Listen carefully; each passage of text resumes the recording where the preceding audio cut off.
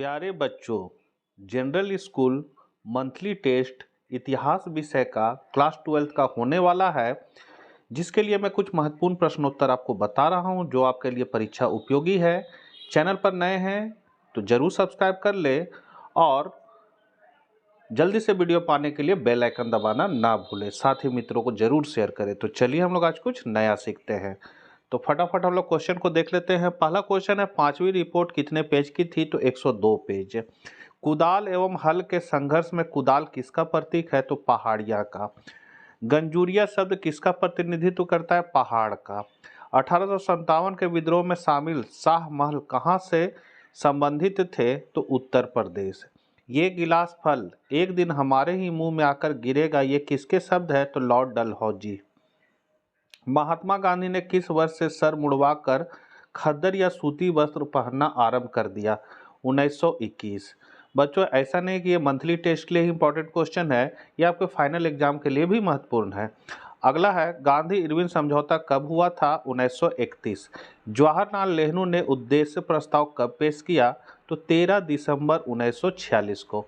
Royal Indian navy के सिपाहियों का विद्रोह कब हुआ? 1946 को। संविधान सभा में कुल कितने सत्र हुए? 11। सती बालिका का वृत्तांत किसके द्वारा दिया गया? बर्नियर के। अलवार किसके उपासक थे? तो विष्णु के। बहुत हिट क्वेश्चन है बच्चों। वीर शैव परंपरा कहाँ उदित हुई? कर्नाटक। गुरु नानक का जन्म कब हुआ था? तो 1469।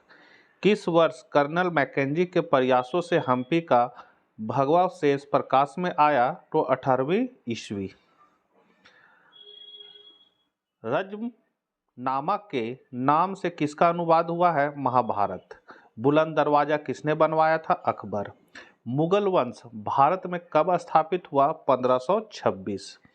भक्ति आंदोलन के संत शंकर देव का संबंध था असम। महानवमी डब्बा क्या था? तो दुर्गा पूजा का प्रसाद। अशोक के अभिलेखों को सर्वप्रथम किसने पढ़ा? तो जेम्स प्रिंसेप। 16 महाजनपदों में कितने गणतंत्र थे? 4। दुर्योधन की मां कौन थी? गांधारी। सांची मध्य प्रदेश के किस जिले में है? रायसेन। जैन धर्म के 24वें तीर्थंकर कौन थे? तो महावीर स्वामी। तृतीय बौद्ध संगीति कहाँ आयोजित हुई? पाटलिपुत्र। नालंदा विश्वविद्यालय की स्थापना किसने की? कुमार गुप्त। हड़प्पा की खुदाई दयाराम साहनी द्वारा किस वर्ष की गई? 1921। हड़प्पा सभ्यता का सबसे बड़ा नगर मोहनजोदाड़ो लगभग कितने हेक्टेयर में फैला था? 250। महावीर स्वामी की मृत्यु कहाँ हुई थी? तो पावापुरी में। आगे है आपका, अकबरनामा की रचना किसने की थी? तो अकबरनामा जो है वो आपका रचना किया था अबुल फजल ने। क्या हो जाएगा इसका आंसर? हो जाएगा डी, अबुल फजल। दूसरा क्वेश्चन है, आईने अकबरी कितने भागों में विभक्त है? तो आईने अकबरी जो है वो 5 भागों में विभक्त है। अकबर का वित्त मंत्री कौन था? तो अकबर का जो वित्त मंत्री था वो था टोडरमल। फ्रांसीसी बुकानन कौन था? तो फ्रांसीसी बुकानन जो था वो था आपका चिकित्सक। संथाल विद्रोह कब हुआ था? तो संथाल विद्रोह जो है ऑप्शन है 1855, 1830, 1821, 1809। ये आपका हुआ था 1855 में। दामिन ए को क्या है? तो दामिन ए को जो है वो संथालों की भूमि है। लघुतरीय प्रश्न है, पटवारी किसे कहते थे? तो इस पद की प्रणाली, जो पटवारी शब्द है, इस पद की प्रणाली की शुरुआत शेर शाह सूरी के शासनकाल में हुई और इसे अकबर ने प्रोत्साहित किया। पटवारी या लेखपाल राजस्व विभाग में ग्राम स्तर का अधिकारी होता है। यह पद भारतीय उपमहाद्वीप के ग्रामीण क्षेत्रों में सरकार का प्रशासनिक पद है। पटवारी का मुख्य कार्य खेती बाड़ी की जमीन और उसकी उपज का लेखा जोखा रखना, भूमि का सीमांकन करना, मोटेशन करना, विरासत, हैसियत प्रमाण पत्र, जाति, आय, निवास, आपदा आदि से संबंधित कार्य करना होता है। तो इसका यहाँ आप आंसर यहाँ से यहाँ तक भी दे सकते हैं। यहाँ से यहाँ तक लिख सकते हैं या फिर आप यहाँ से यहाँ तक भी लिख सकते हैं, ये आप पे निर्भर करता है। अगला है खुद काश्त और पाही काश्त कौन थे? तो खुद काश्त ये किसान अपनी जमीन पर खेती करते थे और उसी गांव में रहते थे। खुद काश्त शब्द खुद यानी स्वयं और काश्त यानी खेती से मिलकर बना है। यहाँ कष्ट लिखा गया है, यहाँ काश्त हो जाएगा। यहाँ पर जो है, यहाँ पर हो जाएगा काश्त, इस तरह लिख देना है। आगे है पाही काश्त, तो ये किसान दूसरों की जमीन पर खेती करते थे। ये अनिवासी कृषक थे जो अनुबंध के आधार पर किसी दूसरी जगह खेती करते थे। मतलब एक तरह से साझा खेती कर सकते, दूसरा का खेत लेकर लीज पर खेती करना कर सकते, ये सब पाही काश्त कहलाते थे। आगे है उपनिवेशवाद से आप क्या समझते हैं?